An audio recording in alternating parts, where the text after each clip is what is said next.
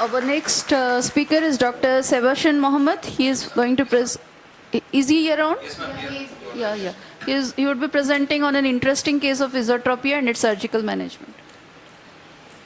Good morning. Myself, Dr. Shebsan Mohammed, and today I'll be presenting an interesting case on esotropia and its surgical management. So, a 15-year-old male came to our OPD with inward deviation of the right eye since 7 years of age. There is no associated diminution of vision or any head posture. Deviation was constant, unilateral and non-progressive. However, there was a history of electric shock 8 years back. There is no abnormal eye movements or no specific exacerbating or ameliorating factors. Past history, there is no history of any refractive prescription, occlusion therapy, orthoptic exercises or any prism therapy done. Birth history and family history were within normal limits. Personal history, general and systemic examination were also within normal limits.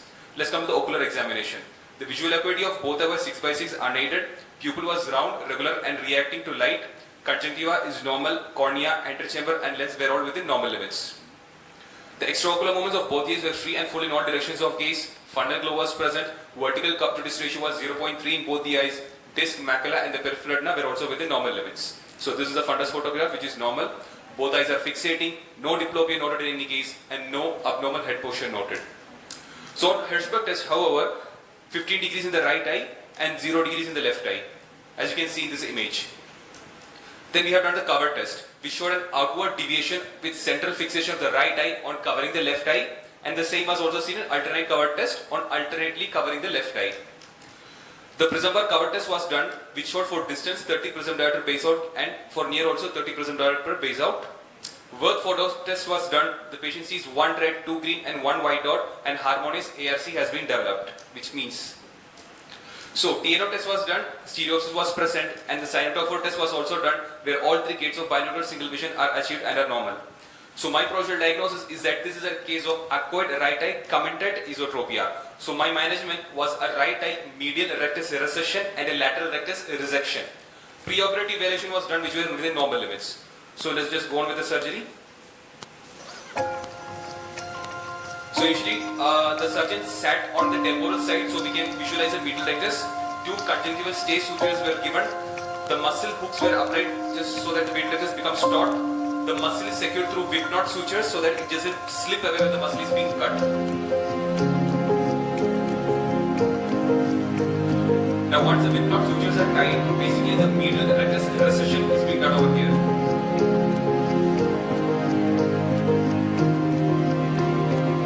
And once that is done, a 4.5 millimeter is measured, and then the medial rectus is sutured to the sclera.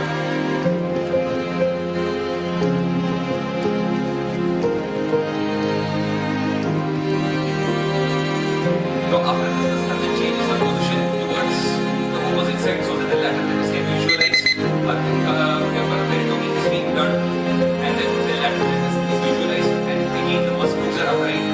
Once this is done, the 7 mm of the lateral rectus is measured from the point of insertion, and again, just like we did for the medial rectus, the lateral rectus is also secured with knot sutures.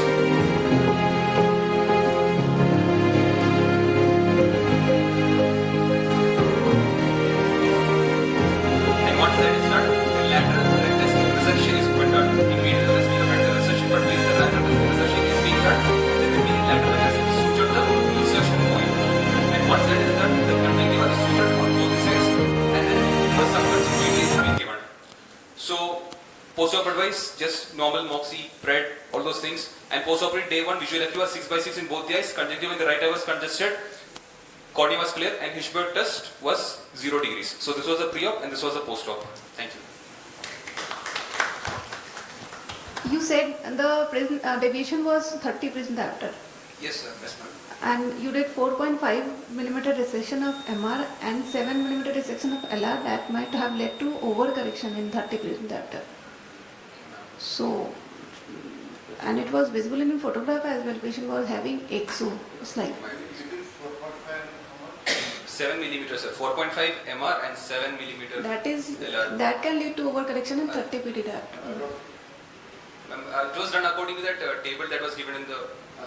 About 35 mm precision given 7 to 9 But sir, when we do two muscles of one eye, it adds extra up to 25% of it. So that can lead to overcorrection in 30. This is a problem in surgery, either there is upper correction or lower correction. Better in isotropia.